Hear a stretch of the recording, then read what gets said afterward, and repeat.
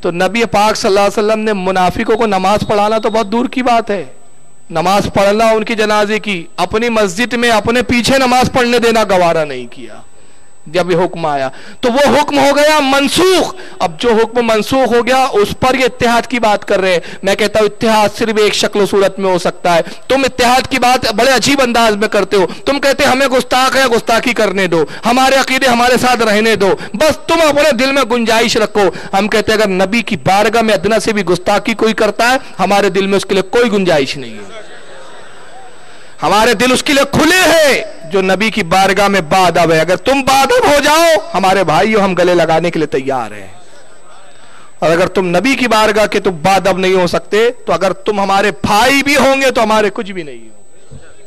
اتحاد اسی شکل و صورت میں ہو سکتا ہے۔ بہرحال اس کے بعد منافقوں نے ایک اور کام کیا، وہ بھی نہیں بتائیں گا، وہ یہ تھوڑی بتائیں گا، آدھا دین ہے اس لیے ادھوری باتیں بتاتے ہیں۔ اب جب رسول نے ان کو نکالا تو اتفاق سے حضرت عمر کو ہو گئی اس دن تاخیر۔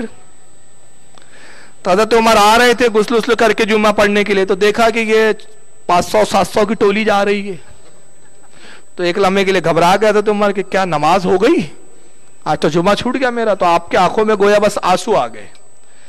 قریب پہنچے، ایک سے پوچھا کیا بات ہے بھائی تم نماز ہو گئی؟ رسول کہا نماز تو نہیں ہوئی لیکن رسول اللہ نے ہم کو نکال دیا ہے۔ کہا تمہیں نکال دیا؟ ہاں تم ہمیں نکال دیا۔ سمجھ گئے کچھ تو بات ہے۔ خوشی اندر پہنچے تو اللہ کے نبی کا خطبہ شروع ہو چکا تھا۔ سرکار خطبہ ارشاد فرماتے، حضرت عمر خاموش بیٹھ گئے۔ جب سرکار کا خطبہ ختم ہوا تو اپنے پاس والے صحابی سے پوچھتے کیا بات ہے کہ وہ نماز سے پہلے بھگا دیے گئے؟ کہا عمر خوشخبری ہو، جو تم چاہتے تھے وہ ہو گیا۔ حضرت عمر کی بڑی خواہش ہوتی تھی، بار بار کہتے رہے یا رسول اللہ کب نکالوں گے ان کو؟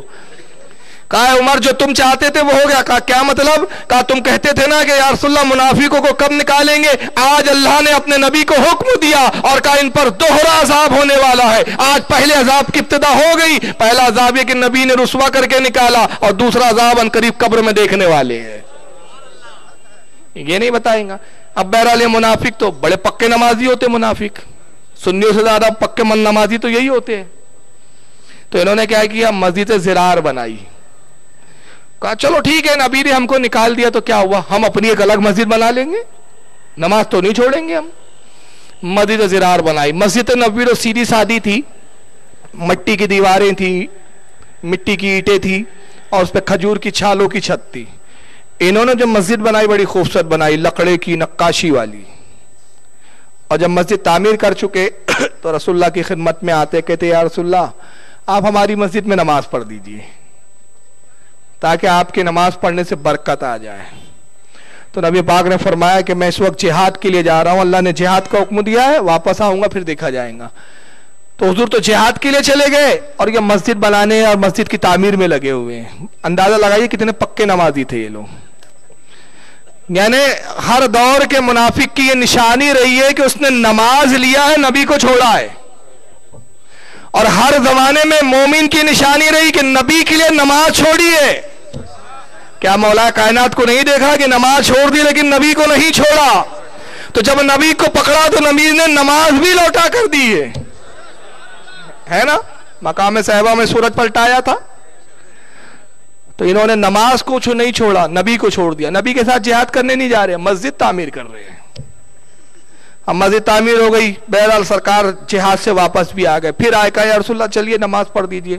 تو قرآن کریم کی آیت قریبہ نازل ہوئی، سورہ توبہ کی مفہوم آیت یہ تھا، اللہ فرماتا ہے محبوب اب اس مسجد میں آپ ہرگز کھڑے نہ ہونا جس کی بنیاد پہلے ہی دن سے فتنے پر رکھی گئی ہے۔ یعنی نبی اللہ نے یہاں بتایا کہ ہر مسجد مسجد نہیں ہوتی، بعض مساجد وہ ہوتی ہے جو فتنہ ہوتی ہے، فتنوں کے اڈے بھی ہوتی ہے مسجد۔